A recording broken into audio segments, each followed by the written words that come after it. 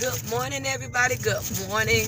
It's another day that the Lord has made, and I'm so glad that God has given us another opportunity to enjoy His grace, His mercy, His kindness, to just be in Him, to just move in Him, to breathe in Him. I just thank God for who He is. And we have a second chance today to write a good story. And we can do that by doing just the two things that, Jesus told us to do. He said, love the Lord thy God with all your heart, mind, and soul, and to love your neighbor. At the end of the day, y'all, let me help some of y'all super sanctified folks. You can talk like you want to talk. You can dress like you want to dress. You can shout like you want to shout. Pray long, fast, long. Do all of the religious rudiments that you want to do. But if you ain't treating people right, you ain't going nowhere but the other way. So let's make sure that we try to treat people with kindness and respect and treat people the way we want to be treated.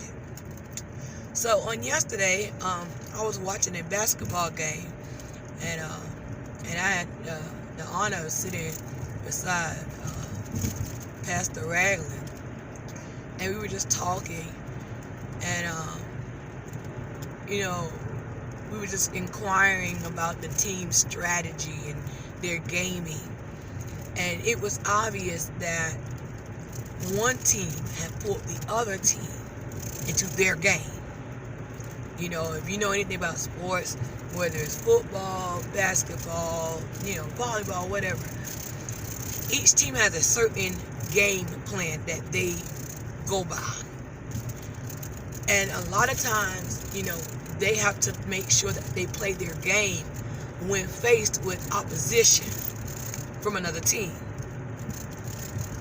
But sometimes we'll see that an opposing team is successful at drawing in the team and getting them to stop playing their game and getting them to play in ways that are unfamiliar to them. And, as we were talking, I told her, I said, oh, that's a good morning, Chris. I said, God has given each one of us a game. He used the prophet Jeremiah to say, I know the plans I have for you, that they're of good, and I already have a game plan for you. And hold on for a second, y'all. What y'all want? It don't matter. Number 4. Hey, can I get 2 number 4s with 2 orange juices, please? And that's all. Got to feed the kids, y'all. But anyway, it's like that with us. We have a plan from God. We have a playbook. And not only the general playbook, that's the Bible, but we have a playbook for our own individual lives. I'm good. How are you? Good. Here you go.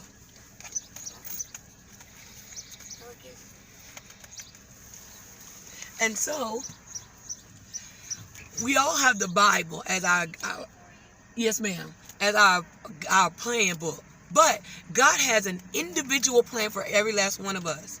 And what happens is the devil will come up, and in order to stop us from fulfilling the plan that God has for our lives, what he will do is to pull us in to playing his game. He'll pull us into living another way. He'll pull us in to behaving another way. And before we know it, we are all the way outside of our game, and we're not winning.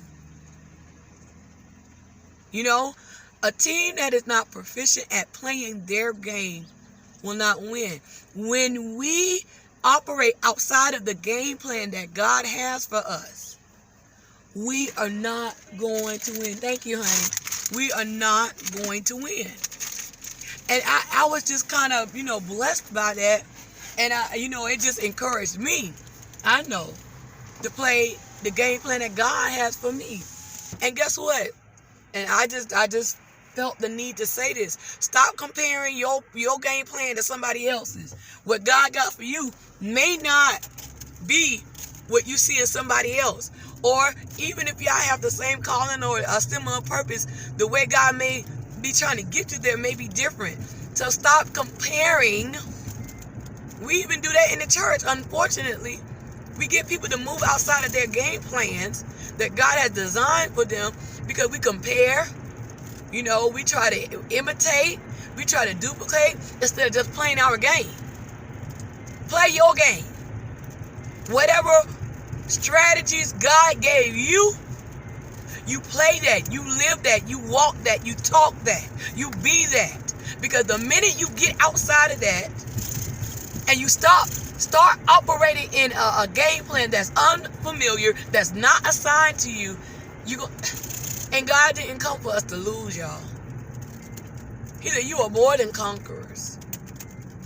He said, you have the victory through me. So losing is not an option. It's not supposed to be. And you won't lose on today if you play by the plan that God has for you. Maybe we should, as we pray in the morning, say, God, what's the game plan for today? What does my offense look like today? What does my defense look like today? What special plays you got for me today? Because I want to play the game that you have designed for me. Don't get sucked into nobody else's game plan, especially the devil's. Play your game. Play your game where the jersey God gave you, and play your game. And then you'll win. You'll win. Now, I don't know about y'all, but I look forward to winning today. I look forward to winning. And we can win because he said we can do all things through Christ that strengthens us. God bless you all. Play your game today. Play your best game today. All of us got the same instruction book. And some of us, we got some individualized plans. So, play your game. And be blessed today. Be happy today. Look for the W on today. But you got to play your game. You got to play the game God gave you. No one else. God. I love y'all. Thank you, as always, for those of you who help with the ministry, help take care of the homeless, help take care of the elderly. We're going to be doing groceries this Saturday. So if you want to help with that, you can go to the timeline and find the flyer somewhere.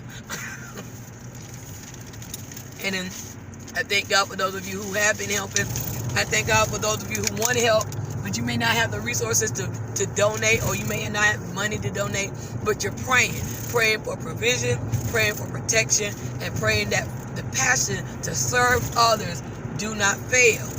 So thank God for you. Thank God for y'all support. Again, play your game. Don't get pulled in nobody else's game. Don't get pulled into the enemy's game. You play your game. You live like God told you to live. And you're going to win today. God bless y'all. Y'all share the video. Have a great day.